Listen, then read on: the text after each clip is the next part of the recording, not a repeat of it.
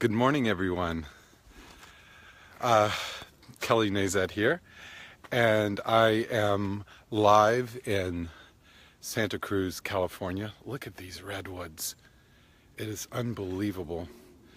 Oh, nice spiky hair. It's 7 a.m. here. I've been up since 4, so no worries. I'm relatively lucid. Hey, Matthew. Good morning, brother. So I'm here in Santa Cruz, California, at UC Santa Cruz, and I'm attending Robert Dilt's Conscious Leadership Program. And my God, I think there's like 85, 88 people here, and from all around the world. I think at least 14 different nations are represented. So this guy gets around. I mean, he's really, over the many years that he's been involved in neuro-linguistic programming and NLP, he's obviously touched a lot of people, made a big difference, and helped people find their passion and helped them find a way to become change agents for the world, something we really love, right? So anyway, I'm in the midst of these amazing folks, and we're going to spend the next 10 days focusing on what it is that we're here to bring into the world. And it's kind of neat because we're starting phase 3 of FIRE this week, and phase 3 is about bringing it all together. You know, phase 1 is being fired up and being self-possessed in a sense, or tuning into what's within you that wants to come through, and no matter how big or small the flame is, you and I both know it's there, right? And it's always there, and it's always waiting, and it's patient, and it's loving and kind and all that good stuff, but it's looking for an opportunity to create through you, through us. And Fire 1 is all about tuning into that, and it does take self-awareness. It does take a certain sense of self-possession where you say, yeah, I am a unique, independent individual that's never happened on this planet before. I have something unique to share, and it's not only important that I do for myself, but it is important for the world that I live into my truth, because, well, that truth that you're living is our truth that we share, and as you live into it, we all grow from it. That candlelight spreads right into a big illuminating circle of connection. So anyway, blah blah. That's Fire 1. Big fiery stuff. Fire 2 is what happens after you leave the house and you walk out the door and you commit to the journey. And in some ways maybe a little less romantic, a little bit more challenging to face the world and to see yourself in the middle of it all, and the world surrounding you, and all of the challenges and all the things that offer a chance to burn away what's not real about our fantasies about what we could do in the world, or our heroic ventures. It's waiting to support us and getting to what's true and real about ourselves. So anyway, I've left a few things about that. I think I'm at like 4 this morning.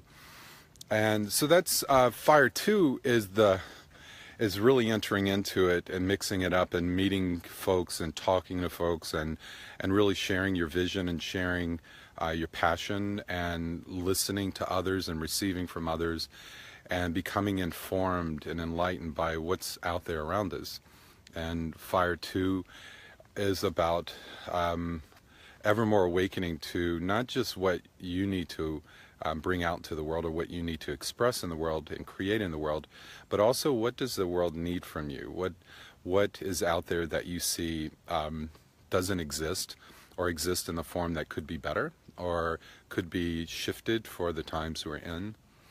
And so, the middle of the fire offers the opportunity to take that walk and really discover what it is that the world needs from us. How can we be in service to this beautiful planet, to all the sentient beings, and especially all of the beautiful humans that are incarnating and have incarnated. So that's Fire 2. still really great stuff. So if fire one's a vector, it's a, it's an arrow, it's pushing us towards something, to the sun and back. The middle is a circle with a dot in the middle, right? It's a spiritual inclination towards this, just getting there. You already know, God, I just wish we were in a utopian world of peace and harmony and love and prosperity. The middle of fire is a concession. It says, on this planet, in this universe, in this matrix, things circle, things spiral, things go in cycles, and we have to enter into that. We have to concede to reality, to this reality, to the degree that we are capable of engaging what's real for what's possible, what's ideal, to bring the two together. Hey, good morning, brother. Morning, Kevin. Going for a good walk? I'm going for a walk. Good. Now. Good. I'm doing a live video. Oh, great. Hi. Another participant from Brussels, right? No, it's the Netherlands. Oh, I'm sorry. Yeah, no problem. How many countries do we have represented here? I'm not sure. I'm not sure, but at least 20. 20? 20, maybe more. That's fantastic. Yeah. So this is our second day. We're really kind of beginning the first day because we had orientation yesterday, and we had a pre-visit before, and I just captured him before he goes on his walk and gets going for the morning.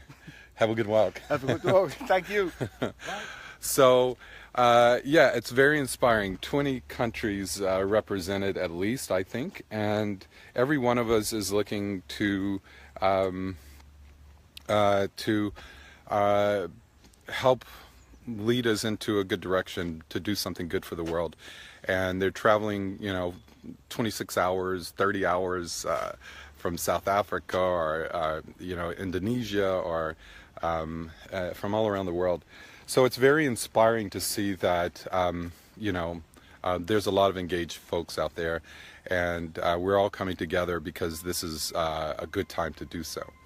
So we're entering Fire 3, and I think it's a perfect time for me to be here because Fire 3 is taking that vector, that spiritual inclination, wedding it with the need to engage reality, engage the cycles of life. So the circle and the vector create a spiral. And as you know, this model is in part based on the spiral. So the circle, right, is bringing all the elements of our experience together, bringing us around a circle, around a fire, uniting us. The spiral represents, whereas that's the synthesis of all the elements, the spiral represents the distillation, the coming together, the bringing it into this moment. So we both have this expansive connection with all around us, but we can spiral into our center and live from the center and still have, in a holographic sense, connection with all things and always.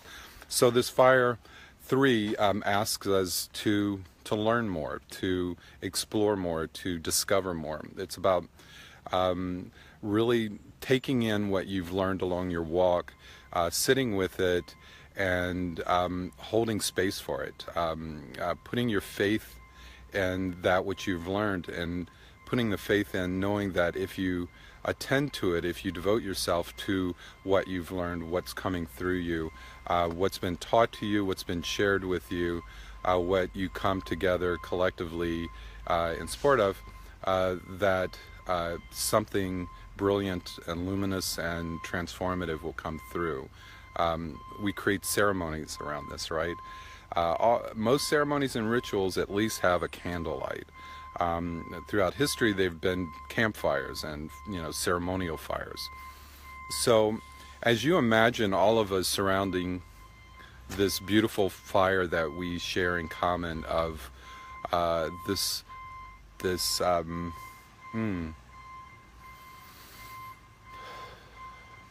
promise of an ever-renewed planet, an ever-renewed humanity, an ever-renewed soul, an opportunity to come back out of the darkness, back into the light again and again and again, to not only survive but to thrive and to create a world for ourselves and for our next 7 generations and more.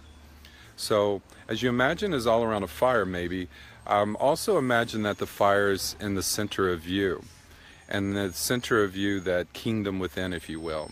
And surrounding you, see all of the beings of light, all your allies, all of your brothers and sisters are here on this journey. They're surrounding you as well.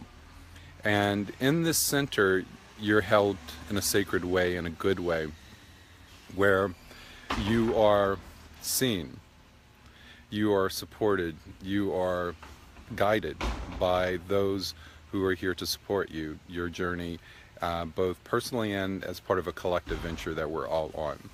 So as we move through this week in Fire 3, ceremony, ritual, learning, devotion and dedication to the path, to really sitting with it and receiving and learning. Please share any thoughts, any ideas, anything that you may find that that can help us all understand what it is to be in community, what it is to come together in a good way, in a ceremonial way that brings us to a higher state of consciousness, and that unites us in a very human way, in a very earthy way, in a very now sort of way. So I think this might be one of my shorter ones because it is absolutely cold here and my southern blood is freezing. So I love you guys. Please, I'll be checking in. We're in class from 8, a session from 8 till 9:30 at night. So I'll be checking in and out as throughout the day. It's really inspiring to see your posts. I really appreciate all the sharing you're doing with each other. And I'll keep checking in for inspiration to keep pushing through. So just a sense of what it is that I'm doing. I don't know if I said it because I'm still asleep, but wide awake or so. This is an opportunity for me to be here and hold space for Soul Lab. Soul Lab is an idea, a vision, an inspiration, a little flame that came through way back 18 years ago. Yeah.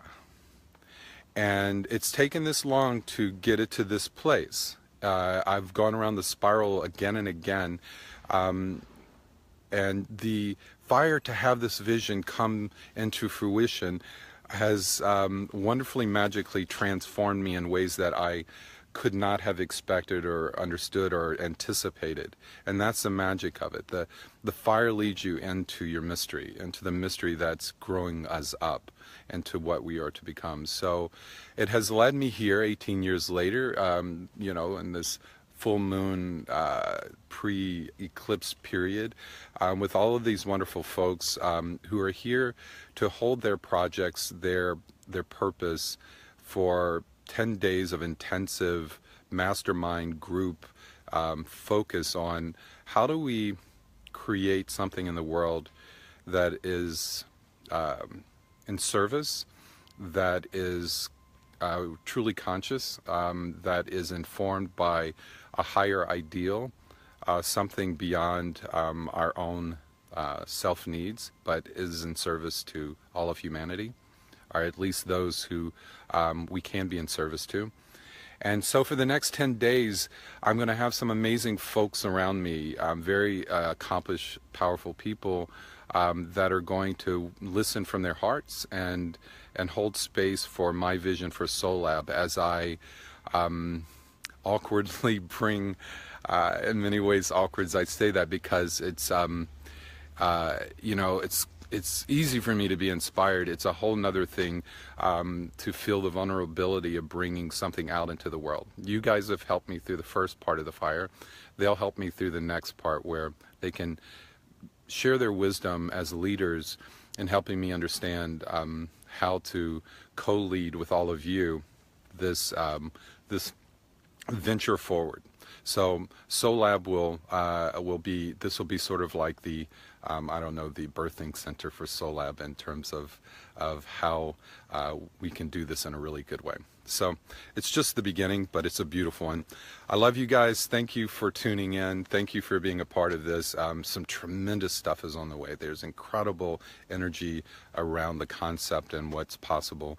It's been very inspiring. There's a place for all of this, and there's a need for it and a lot of energy around it. So I hope you guys have a great day and be in touch. Bye-bye. Hi, good morning.